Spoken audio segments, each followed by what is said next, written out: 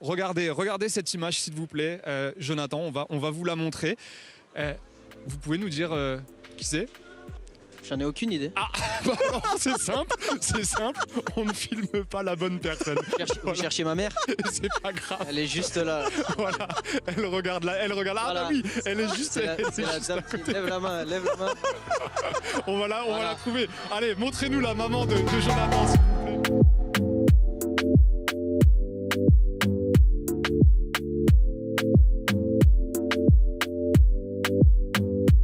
Salut à tous, bienvenue dans la quotidienne. Jonathan Klaus a failli avoir une nouvelle maman hier en direct sur TF1. Bon, ça nous a bien fait marrer. Après cette belle victoire de l'équipe de France face au Luxembourg, 3-0, Randal Kolo Muani a ouvert le score à la 43e minute avant que Jonathan Klaus nous offre son pétard barre rentrante en deuxième période. Et à 5 minutes de la fin, c'est Kylian Mbappé qui a inscrit le troisième et dernier but de la rencontre sur une passe décisive de Bradley Barcola qui a bien fêté sa première sélection. Et pour revenir sur le golasso de Jonathan Klaus, non seulement il ressemble un petit peu au premier but qu'il avait mis en bleu, mais il l'avait aussi travaillé à l'entraînement. C'est drôle parce que cette semaine, on a fait un petit jeu avec, il me semble qu'il y avait Youssouf aussi. Et j'ai dit, regarde, je te montre comment on fait flotter. Et j'ai mis exactement ou quasiment la même à l'entraînement. Donc voilà, le travail paye. C'est pas tout puisque Thomas lui a aussi posé une question sur son avenir à l'OM et tu sens que cet été, il peut se passer des choses pour le défenseur. Si tout le monde y trouve son compte cet été, un départ de l'OM est envisageable?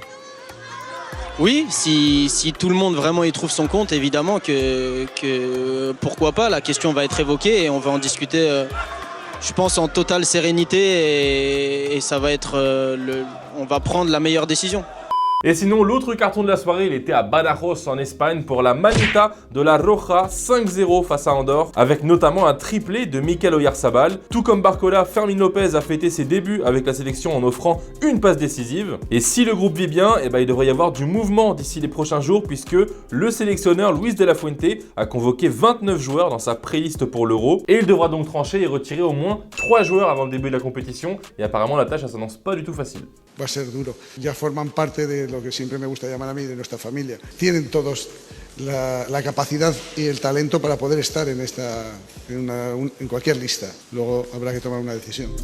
Du côté de la Belgique, victoire tranquille, sans forcer, 2-0 face au Monténégro. Début signé Kevin De Bruyne et Leandro Trossard, mais avant le match, Romelu Lukaku a accordé une interview aux médias belges RTL Sport et il a évoqué son avenir avec un éventuel retour dans son ancien club. Et non, il parle pas de Chelsea, ni de l'Inter. Enfin bref, vous allez voir.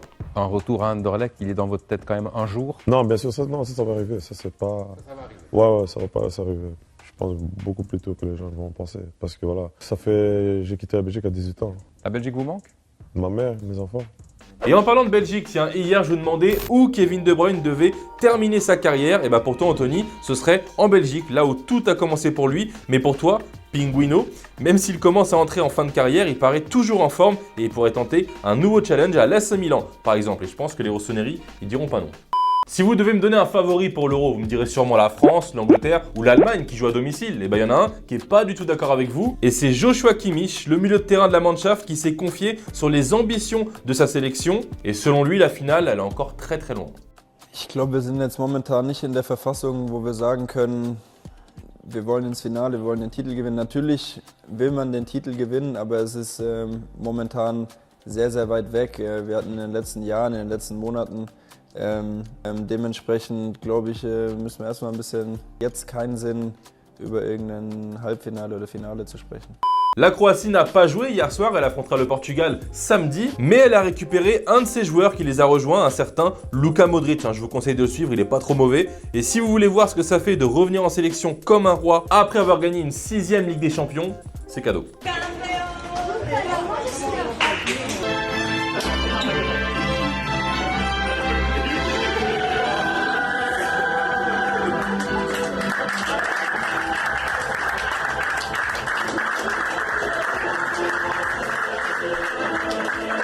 Et pour refermer notre page sélection, si jamais vous êtes dans un stade et que vous voulez le maillot d'un joueur, augmentez le niveau. Parce que pour avoir le maillot de Çalhanoğlu, il y a un supporter turc qui s'est vraiment donné. Mais genre vraiment donné.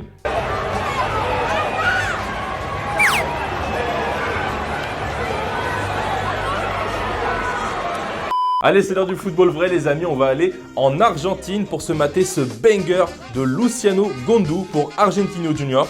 Por todos los medios, jugó incómodo casi todo el partido, pero Et on va aller voir le troll de la semaine pour cette supportrice de River Plate qui fête son anniversaire aux couleurs de son club de cœur. Tout est en rouge et blanc sauf l'intérieur du gâteau, saveur Boca Junior. Voilà, bon, avec la complicité de tous ses potes en plus, c'est dur. Retour à la réalité, à la Ligue 1 s'il vous plaît, parce que je vous rappelle que pour l'instant, il n'y a toujours pas de diffuseur pour la saison prochaine. Et selon l'équipe, la LFP envisagerait sérieusement de lancer sa propre chaîne 100% Ligue 1. Ce serait au tarif de 25 € par mois. Mais pour l'instant, rien n'est sûr, hein. Toujours pas d'officialisation. Mais en revanche, ce qui est officiel, c'est l'arrivée de Francaise à l'OGC Nice. Alors c'était dans les petits papiers depuis plusieurs semaines, mais ça y est, hein, les Aiglons l'ont annoncé ce matin. Il quitte donc le RC Lens et sera accompagné de Florian Maurice en directeur sportif du côté de Nice. Petite info mercato qui fera sûrement plaisir aux Parisiens. Julián Álvarez serait ouvert à un départ de Manchester City cet été. L'information est venue du journaliste argentin Hernán Castillo et a été reprise par Fabrizio Romano qui a ajouté que plusieurs clubs seraient très intéressés par le champion du monde, dont le Paris Saint-Germain. Et du coup, question du jour, l'équipe, est-ce que Julián Álvarez serait une bonne pioche pour le PSG? Il n'a pas beaucoup de temps de jeu à City, donc est-ce que vous le verrez bien en Ligue 1? Dites-moi tout en commentaire et demain on sélectionnera deux d'entre vous. Avant de se quitter les amis, un petit mot pour féliciter l'Académie Diomède qui a fêté son 15e anniversaire. Et pour ceux qui ne connaissent pas, c'est une académie avec un triple projet social, scolaire et sportif. Et depuis 2008, plus de 1600 jeunes ont été accompagnés dans leur formation avec une grande réussite. Et pour célébrer leurs 15 ans, ils ont organisé un grand dîner de gala avec notamment la présence de champions du monde. Et ça tombe bien puisqu'on a croisé Bernard Diomède qui nous a expliqué l'importance de son projet.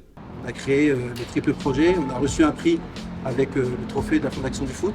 Et c'est vrai que ça nous a donné beaucoup d'envie, beaucoup de force d'accompagner des jeunes de la 6e à la terminale. Et c'est des jeunes qui sont, pour certains en échec scolaire, pour certains qui sont passionnés par le foot. Et comme on dit à l'académie, le rêve est gratuit, mais la réalité a un prix. Et voilà les amis, c'est la fin de la quotidienne. J'espère que vous avez passé un bon moment avec nous. On va se quitter avec des images du match d'hier. Voilà, prenez soin de vous et on se retrouve demain. Salut. Et ça se fait à deux entre eux. allez, frappe. Jonathan. Oh oui! Oh, celle-là, magnifique! Il fallait frapper de loin, on espérait les frappes longue distance et celle-ci est sublime, elle vient frapper la barre d'Anthony Maurice et fracasser les filets derrière, ça fait 2-0 pour les Bleus et Jonathan Klaus a eu raison de prendre sa chance, son deuxième but en bleu. Et ça c'est l'avantage d'être droitier quand on est sur le côté gauche parce qu'on est tout de suite en position de frappe, le contrôle était parfait et derrière la frappe légèrement enroulée. C'était votre programme avec Winamax. Winamax, le plus important, c'est de gagner.